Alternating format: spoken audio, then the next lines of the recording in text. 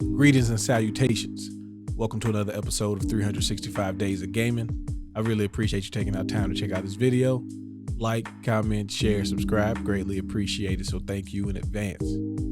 Now we're talking about Batman again. And the reason I want to talk about Batman again is because Batman has a bunch of really good games.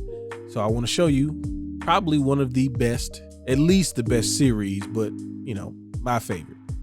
Batman Arkham Asylum. Now you got to understand how big Batman was, fell off, and then came back again, okay? Batman had a run like the Bulls in the 90s. It was Batman. He was everywhere. What you want, what you need. We had two Batman, okay? We had Michael Keaton and Val Kilmer. Then they put Clune Dog in there. So we had three Batman. That's on the big screen. And then Batman Games was pretty solid. So, Batman had a nice little run. And then it got quiet for Batman, because the Clune Dog one didn't do that well. And then we got the new Batman. And we had Batman Begins. So the movies are starting to take shape. And then, of course, you get The Dark Knight and The Dark Knight Rises. And those were fantastic films, right? And then the games, all of a sudden, we get Batman Arkham Asylum, which was unlike anything we had gotten from any superhero game to this date, right? This is break the mold. Like, iOS came with something that we had not ever seen before in video game form. The presentation, the storytelling, the focus on feeling like the Dark Knight himself. This is it. This is where you are Batman. Your version of Batman at that. Combat, fantastic, right?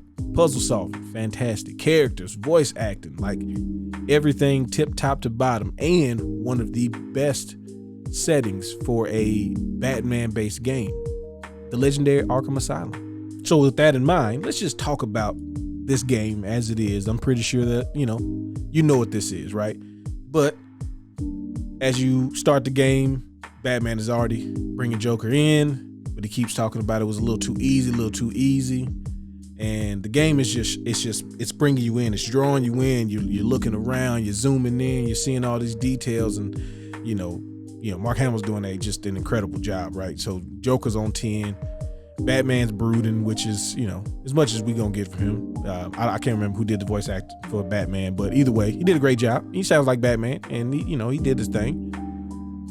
But then you get into starting to see stuff like Killer Croc, and Zaz, and just you start to see all these cameos. Harley Quinn is, doing her thing. Commissioner Gordon, all of the characters that I loved from the animated series.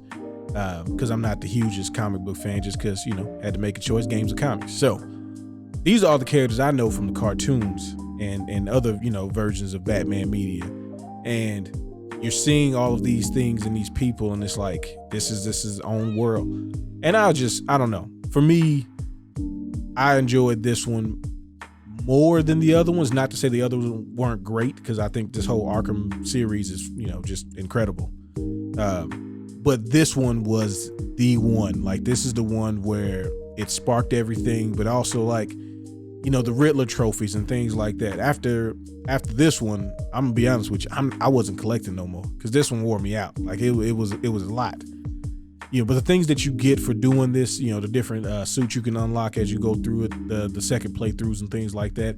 It's also where we started having like pre-order bonuses, but we don't have to talk about that.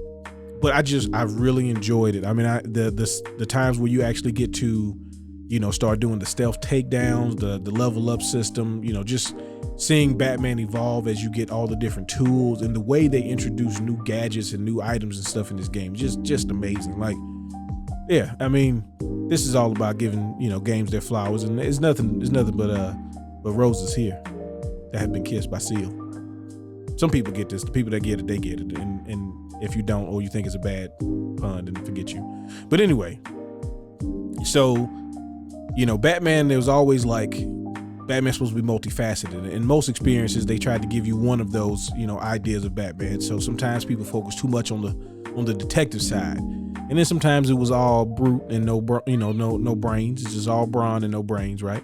But this game is just, I mean, it's everything. And it's not like, they went all in on one thing versus the other, or, all these things are not as good because they balanced it out. No, all of these things are the best versions of it. This is the best detective work you see from Batman. This is the best combat that we've gotten from Batman up until this point.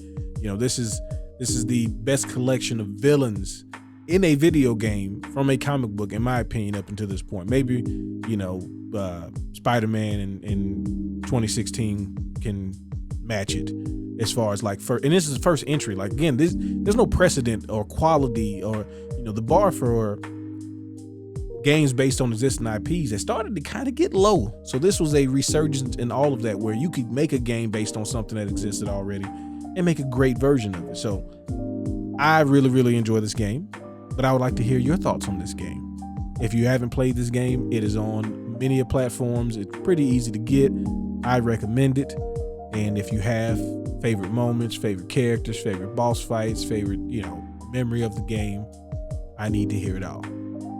Either way, I appreciate you taking out time to reminisce with me. Y'all have fun. Y'all be safe. Peace.